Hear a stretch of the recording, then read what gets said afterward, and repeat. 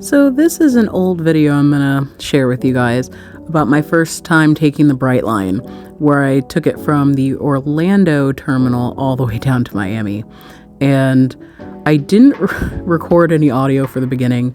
That was part of the downstairs. This was the upstairs where you could see the people out there. They told you how big luggage could be. I mean, not told you, but showed you with the thing, how you actually get into the terminal. You have to have your ticket, usually on your phone, and everything that it looked like inside when I got there. I had actually gone for like the premium section, so I went to the premium lounge. I was really tired, and you'll understand why. You could barely see it, but this is the premium lounge in Orlando. But if you look at this, you'll realize why I was tired. I was on the first one out, 5:25. That was my train. And if you look, that says 5:04 in the morning. I got up to take the first Brightline out. But it was kind of nice that if I hadn't been obscenely tired, I would have definitely enjoyed the premium lounge more. And the fact that I couldn't eat at that moment was horrible. And you can see all the little different stops that it was going to take from Orlando all the way down to Miami. And I kind of went for a little walk around to show you what was there. The seating looked pretty nice, but my brain was so fidgety. They had cereal out, some bagels, peanut butter, all sorts of things to get you prepped before you had to hop in, and a coffee making machine, which I think I grabbed some coffee. I can't remember. It was so bad. But again, this was all the way back in December. If you didn't have premium, a lot of people kind of sat outside. There was a little bar where people could buy stuff. Right there, the Mary Mary, and a section to also buy stuff from, but wasn't open because it was so early. This was also the bathroom inside of the terminal. It was very nice and very clean. The fact that they have like the European style with like the top to the bottom doors was amazing. And as you see, we actually come up from above, and to get to the train, they let you know when the train's is boarding. So everybody gets on either the escalator or the elevator, and then you go down.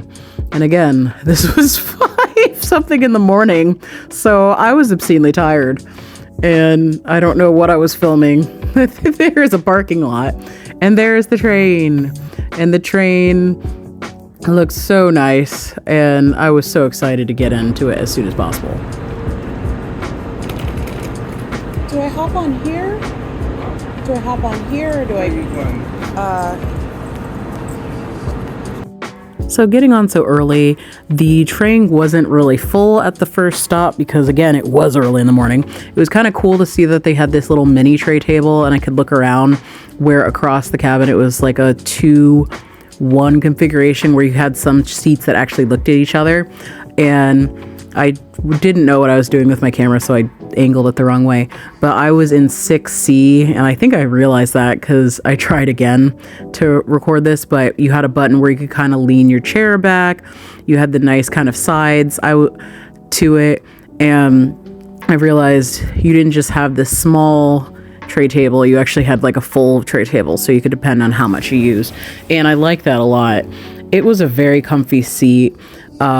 Besides the fact that you had your own feeling, kind of like if you were in an airplane, there was a little spot, maybe you needed to hang something up, but you also had plugs, which were very useful when I took the train back home. Not as much on my way there.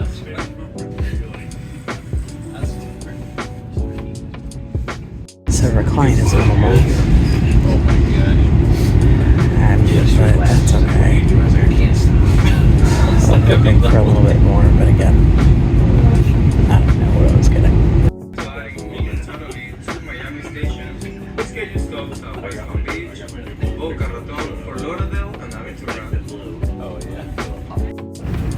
So I was really hoping for a little bit of decline on the seats. It doesn't look like that's a thing. There's a little bit. Not enough for me to possibly take the nap I was hoping for. We'll see if they turn off the lights without... Smaller personal items underneath the seat in front of you. Restrooms are located near the exits. As a reminder, smoking or vaping is strictly prohibited on all Brightline properties.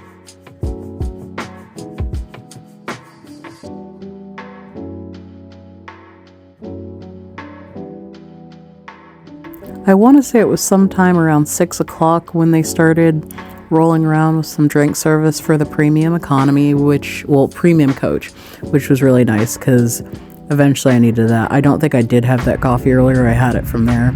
We also got a snack, which I thought I had maybe recorded. Maybe I took a photo of it. But the nice thing about being on 6C on the way down was the fact that I wasn't getting direct sunlight, so I didn't really have that shade down for most of the time. I got to watch as we rolled along.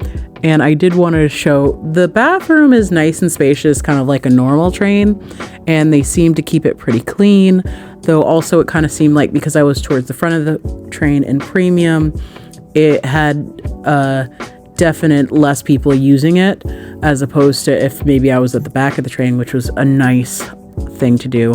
It was also kind of interesting because they had a locking mechanism by touch, so you touched it to open, you touched it to close, but you didn't have to touch it with your hand. And unfortunately I was recording and someone else came out, but I did enjoy the trip. Luckily I was very sleepy, but it was actually kind of neat to see a lot of views. And would I recommend this to somebody else? Yeah, if you want a kind of relaxing, but it is a little bit of a tiny jostle, I'd say give Brightline a try.